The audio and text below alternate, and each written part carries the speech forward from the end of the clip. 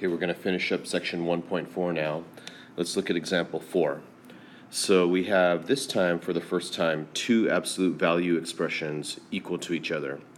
Well, it turns out that the way that you solve these is the same way that we solve the other ones, which is to say that when you have an absolute value equation, you're going to end up with two different equations to solve. So if you recall from the previous lesson, you take the 3x minus 4, and it could either equal the positive or the negative value of the other side of the equation. So in this case, it'll be either positive x or negative x. So those are our two related equations that we can now solve. So let's see here. Easiest, let's go ahead and subtract 3x to both sides here. So that makes it negative 4 equals negative 2x. And we'll divide by negative 2. So we get x equals 2. And then over here,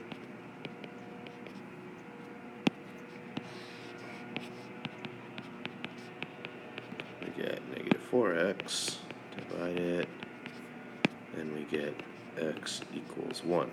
Okay, so those are two solutions. And let's go ahead and check those to see that they work out. So when we check a solution, we plug it back into the original equation.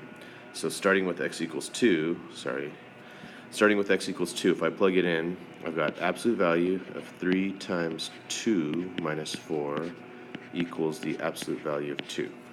So 3 times 2 is 6, 6 minus 4 is 2, so we get the absolute value of 2 equals the absolute value of 2, and that checks out. If we try x equals 1, we get, so these are checking, right? We get absolute value of 3 times 1 minus 4 equals the absolute value of 1. Well, 3 times 1 is 3, and then minus 4 is negative 1. Well, the absolute value of negative 1 is 1, and the absolute value of positive 1 is also 1, so this also checks out. So both of these solutions are good solutions. All right, let's go ahead and look at another example. So 1b, which is a little bit more difficult.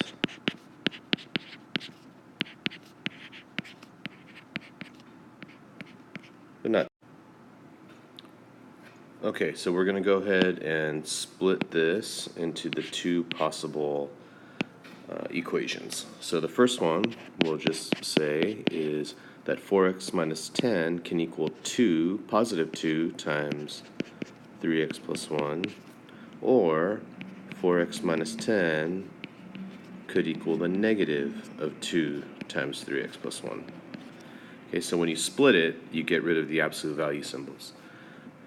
Okay, on the left one, we could distribute the 2, so 2 times 3x is 6x plus 2. And then we could, let's go ahead and subtract 4x from both sides.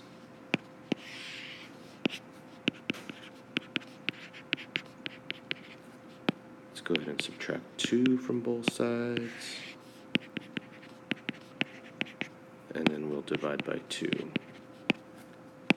So x is negative 6.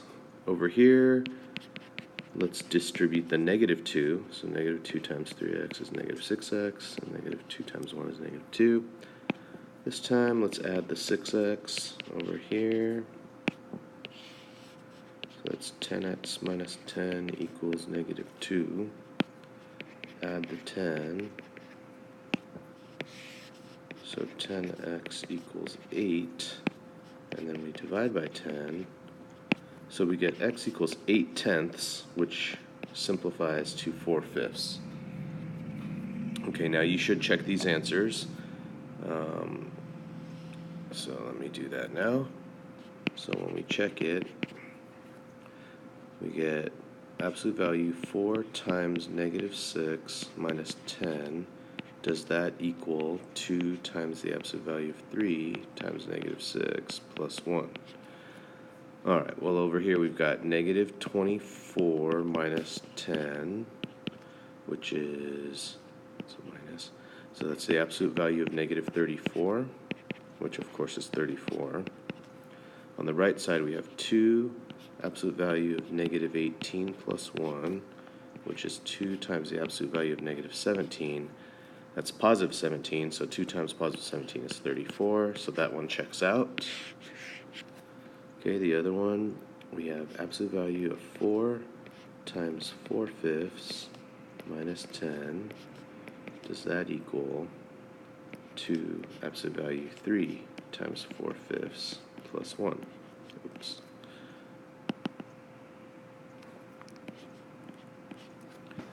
Okay, so 4 times 4/5 is 16/5, and because I need a common denominator, I'm going to multiply 10 by 5 over 5, so that's going to become 50/5.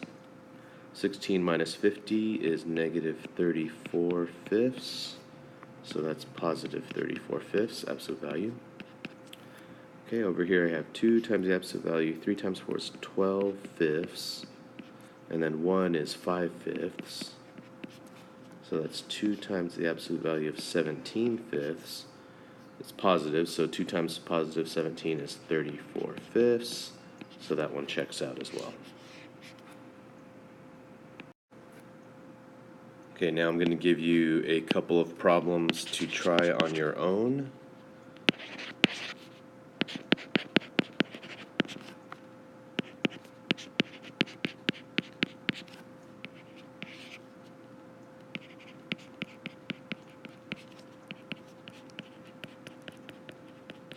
Okay, pause the video now and try these problems. When you unpause, the answers should appear. Okay, those were pretty crazy, but there are the solutions. Pause it, process it, see if you made any mistakes when you tried it, and then we will move on to the next problem. Okay, we have another absolute value problem here. So we're going to go ahead and start with the splitting action, which is what we always do. Oops, sorry about that. Okay, so we got 2x plus 12 could either equal 4x, or 2x plus 12 could equal negative 4x. Alright, let's subtract 2x. So that gives us 2x right there. Divide by 2.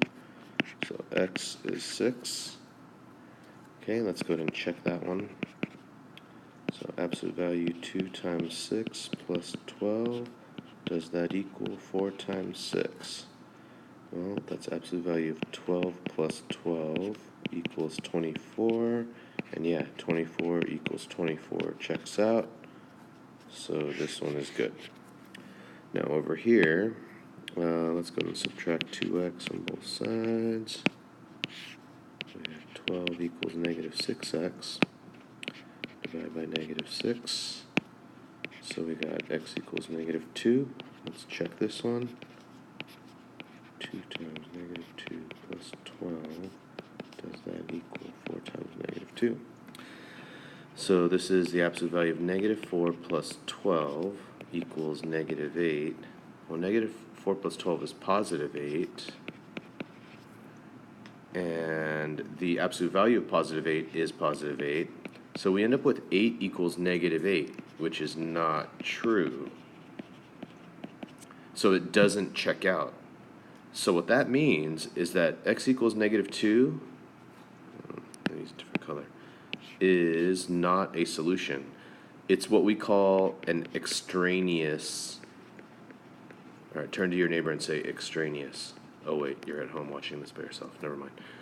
So extraneous solution is a solution that appears to work when you work out the problem like you normally do, but when you check it, it actually doesn't work. So that's called an extraneous solution. The analogy I use is a man's nipple to like a hungry baby, or like, you know, dad's nipple to a hungry baby, right? So like maybe from a baby's perspective, it looks similar to mom, so maybe it thinks that it would be a solution when it's hungry, but when it actually tries it or plugs it in, it doesn't work. So it's extraneous, it doesn't work. Okay, Let's go ahead and give you one more example of this.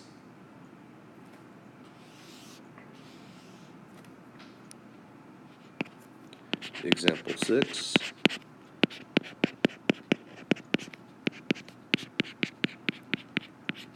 So again, we start with the splitting. So in the first one, we'll go just x plus 5 equals the positive x plus 11. And then in the other one, we'll go x plus 5 equals the negative x plus 11. Now right here, we subtract x from both sides, and they both cancel. So we end up with 5 equals 11. So this side gives us no solution. So we'll just work on this side now. Distribute the negative. Add the x. That's 2x plus 5 equals negative 11. Subtract the 5. So 2x equals negative 16. Divide the 2. Oops. So x is negative 8. So let's check that. Absolute value negative 8 plus 5 equals absolute value negative 8 plus 11. Negative 8 plus 5 is 3. Negative 8 plus 11 is also 3. Okay, I'm crazy. I'm sorry. Negative 8 plus 5 is negative 3. But the absolute value of negative 3 is 3, and this is also 3, so that checks out. So negative 8 is a solution.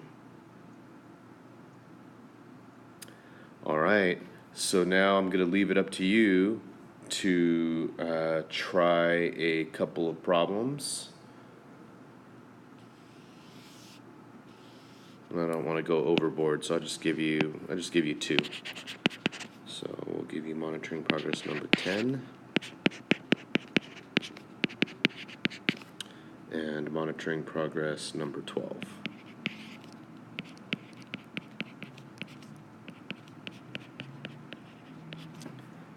Okay, pause the video now. When you unpause, you'll see the solutions.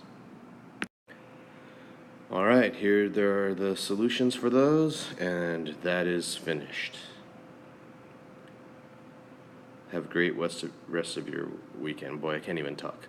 Okay, have a nice weekend. We'll see you on Tuesday.